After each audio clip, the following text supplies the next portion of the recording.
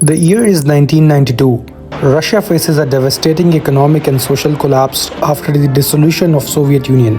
The country, economy and politics, everything became chaotic.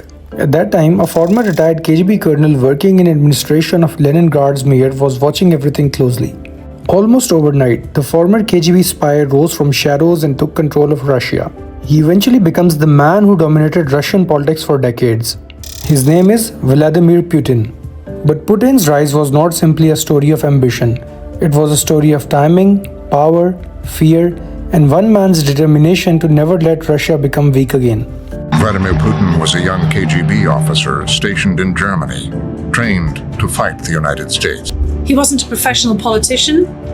He was, in fact, a professional agent for the KGB. The most surprising part, when Putin first entered the Kremlin, many people didn't think that he would last.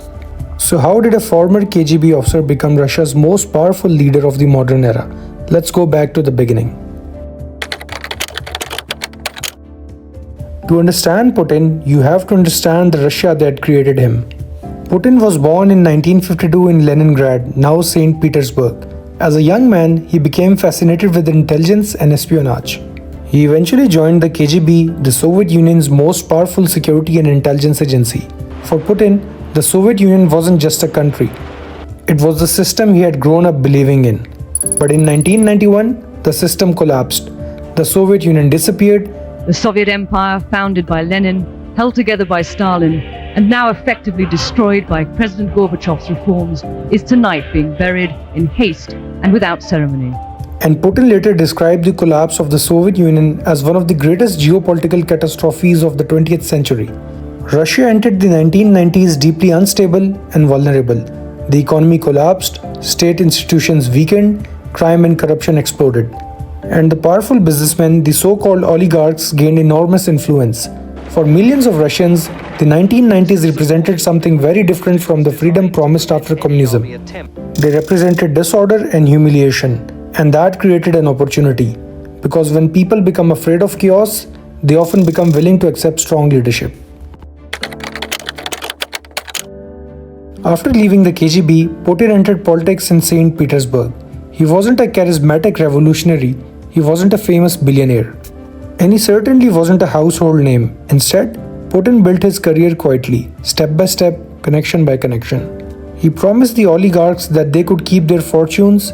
Eventually, he moved to Moscow and entered the inner circle of President Boris Yeltsin. He also assured immunity to Yeltsin that he would not open his corruption cases post his presidency. And then came the moment that changed everything. In August 1999, Yeltsin appointed Putin Prime Minister of Russia. For the wider world, though, the news in 1999 that Putin was appointed Prime Minister and named as Yeltsin's successor as president came as a surprise. At the time, Putin was barely known outside political circles. But just a few months later, Yeltsin resigned due to poor health and became extremely unpopular due to economic hardships and being too close to West. And suddenly, Vladimir Putin was the acting president of Russia. Now think about that. A man who most Russians barely knew was suddenly sitting inside Kremlin, one of the most powerful thrones in the world. But Putin understood something extremely important. Power isn't just about having authority. It's about convincing people that you are capable of using it. And Putin was about to get that opportunity. Russia was facing another major crisis, the war in Chechnya. Putin took a hardline position. He presented himself as decisive. While the Yeltsin government had become associated with instability, Putin projected something completely different. He displayed order, strength, and control. Будем преследовать террористов везде. В аэропорту. Значит, вы уж меня извините, в туалете поймаем и в сортире их замочим, в конце концов. Все, вопрос закрыт окончательно. His public image was carefully constructed. The message was simple. Russia had been weak, Russia had been humiliated, Russia had lost control, but that era was over. In March 2000, Putin won the presidential election, and now the former intelligence officer was officially the president of Russia. But winning the presidency was only the beginning, because Putin didn't just want to govern Russia, he wanted to rebuild the Russian state. He promised that he will take revenge for the humiliation Russia has faced. Putin inherited a country where political power was fragmented. Oligarchs controlled huge businesses, regional governors had significant autonomy, national television networks could openly challenge the Kremlin. Putin gradually changed that. He increased control over major television networks. Early in his presidency, the state forced changes in the ownership or took over independent channels like the NTV by force. Wealthy businessmen loyal to Putin bought the rest of the media after forcing out the owners. The federal government strengthened its authority over Russia's regions, and several powerful oligarchs who challenged the Kremlin eventually lost their political influence, most famously Mikhail, who was arrested in 2003. Mikhail Khodorkovsky was arrested in October 2003 for tax evasion.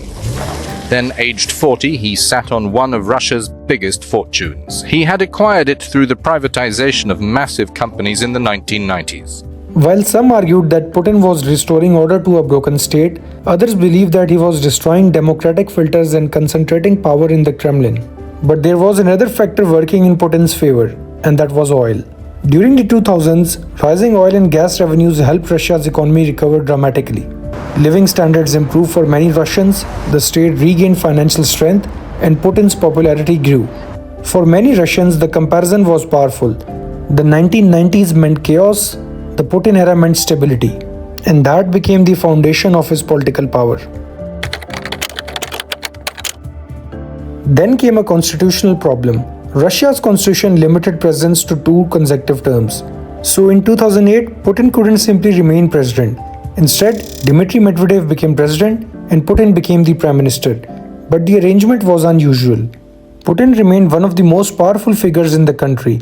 Then in 2012, Putin returned to the presidency, and this time the rules had changed. The presidential term had been extended from 4 years to 6. Putin won again and again. Vladimir Vladimirovich Putin. And 4 years later, Putin was back in the top job, winning over 63% of the vote. His political system was becoming increasingly centered around one person. But while Putin was strengthening his position domestically, Russia's relationship with the West was deteriorating, and that would lead to the most dramatic phase of his rise. In 2007, Putin delivered a famous speech at the Munich Security Conference in Germany. His message was blunt. The United States had become too dominant. NATO expansion was unacceptable to Moscow, and Russia was no longer willing to simply accept the post-Cold War international order. Then came 2008. Russia went to war with Georgia. In 2014, Russia annexed Crimea following Russia's intervention in Ukraine. Russia seized control of Crimea. Western governments responded with sanctions, but Putin did not flinch an eye. Instead, Russia increasingly positioned itself as a challenge to Western powers. In 2015, Russia intervened militarily in Syria, helping preserve the government of Bashar al-Assad. Putin was no longer only rebuilding Russia. He was trying to restore Russia's position as a major global power. But then came the decision that changed his legacy forever. Putin was warning Ukraine that its alliance with NATO is a direct threat to Russia's national security. On 24th February 2022, Russia launched a full-scale invasion of Ukraine. Putin expected a major geopolitical confrontation. Instead, the war became one of the largest and most consequential conflicts in Europe since World War II. The invasion triggered massive Western sanctions.